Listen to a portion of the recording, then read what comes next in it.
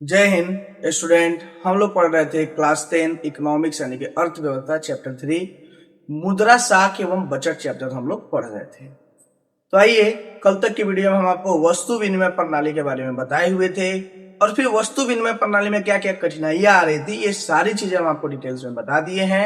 अगर कल का वीडियो नहीं देखे तो हमारे पिछले वीडियो में जाके आप प्लेलिस्ट में जाकर के आप इस वीडियो को देख सकते हैं। आज का जो हमारा टॉपिक है, इस टॉपिक का नाम है मौद्रिक विनिमय प्रणाली, यानी वस्तु विनिमय प्रणाली में जो हम लोग वस्तु से वस्तु बदलते थे उसमें जो कठिनाइयां आ रही थी, उस कठिनाइयां को दूर करने के लिए मुद्रा का आविष्कार किया गया। ठीक है, तो क्या होता है मौद्रिक विनिमय प्रणाली, इसके बारे में पूरे डिटेल्स में पढ़ाएंगे। फिर कुछ देश की इंपोर्टेंट जो मुद्राएं हैं जो आपको एग्जाम में पूछता है ऑब्जेक्टिव्स वगैरह में, वो सब आपको पढ़ाएंगे। अंत तक हमारे साथ बने रहिएगा, बिल्कुल इंटरेस्टिंग में पढ़ाएंगे, मजा आएगा। आइए देखते हैं। देखिए, मौद्रिक विनिमय प्रणाली ऐसी प्रणाली जिसमें मुद्रा के माध्यम से विनिमय होता है, मौद्रिक विनिमय प्रणाली कहलाता है। और ये ऐसी प्रणाली जिसमें अब वस्तु से वस्तु नहीं बदल रहे हैं, अब वस्तु बदलने के लिए हमें क्या चाहिए? मुद्रा चाहिए। यानी वस्तु बदलने के लिए अगर मुद्रा का उपयोग कर रहे हैं तो इस प्रणाली को मौद्रिक विनिमय प्रणाली कहा जाता है। क्या बोलेंगे? मौद्रिक विनिमय प्रणाली। दूसरा जो है, वस्तु विनिमय प्रणाली से होने वाली कठिनाइयों के कारण इस प्रणाली का विकास हुआ। अब वस्तु विनिमय प्रणाली में क्या कठिनाई है? तो भाई एक जगह दूसरे जगह ले जाने में समस्या, और आवश्यकता का दोहरे सहयोग मतलब करने का मतलब जरूरी नहीं है कि जो चीज हमारे पास है दूसरे से चाहिए वह चीज उसको जरूरत हो, ऐसा भी नहीं है। तो बहुत सारी कठिनाइयां थी जिसके वजह से वस्तु विनिमय प्रणाली की जगह पे मौद्रिक विनिमय प्रणाली को लाया गया। तीसरा जो है, मुद्रा के आविष्कार से मनुष्य का व्यापार काफी सरल एवं सुविधापूर्ण हो गया।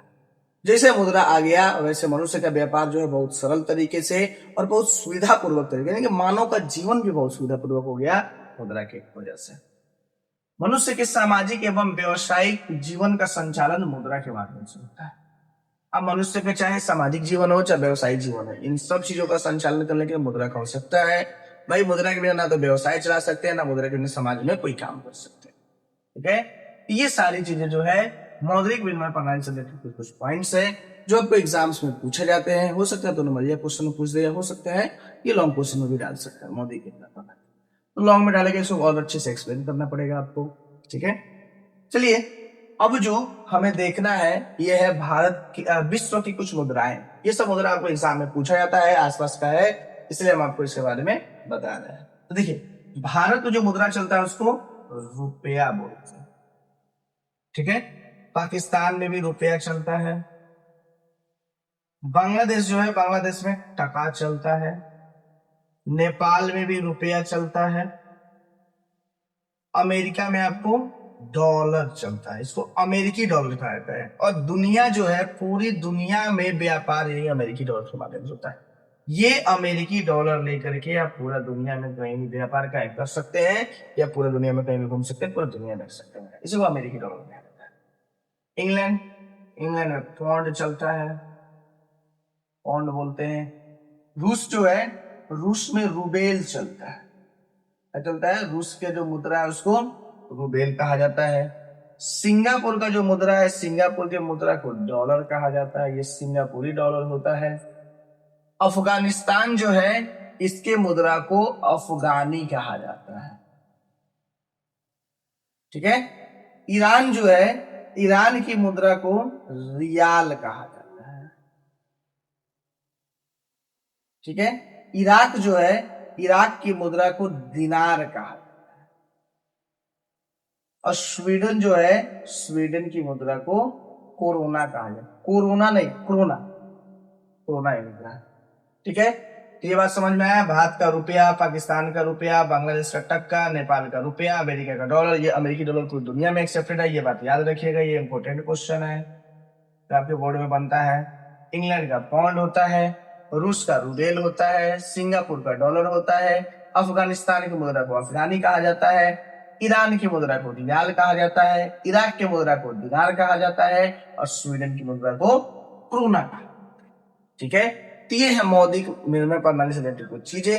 अब मुद्रा जब आ गया तो मुद्रा के आने के बाद से अब वो जो झंझट था कि भाई सामान एक जगह से दूसरे जगह उठा के माथा पे लाद के ले गए, फिर वहां से सामान माथा पे लाद के लेके चले आए, ये समस्या खत्म हो गया।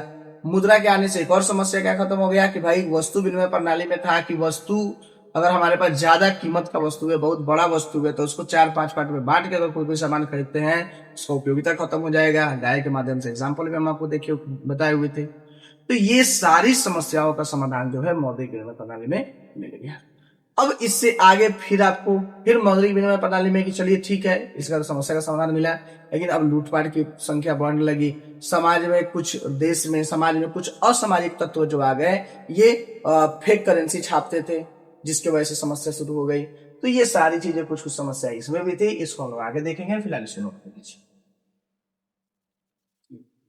आई होप आपको मेरा वीडियो पसंद आया हो। वीडियो पसंद आए तो वीडियो को लाइक करें, चैनल को सब्सक्राइब करें। आप हमारे साथ फेसबुक इंस्टाग्राम के माध्यम से जुड़ के आपकी जो समस्याएं हैं, आप अपनी समस्याएं हमें भेज सकते हैं। मैं कोशिश करूंगा जितना जल्दी हो सके आपकी समस्याओं का समाधान कर सकूं। जो टॉपिक आप पढ़ना चाहते हो आप मुझे बता सकते हैं, मैं उस टॉपिक को कोशिश करूंगा जल्दी से जल्दी पढ़ा सकूं। तब तक के लिए जय हिंद।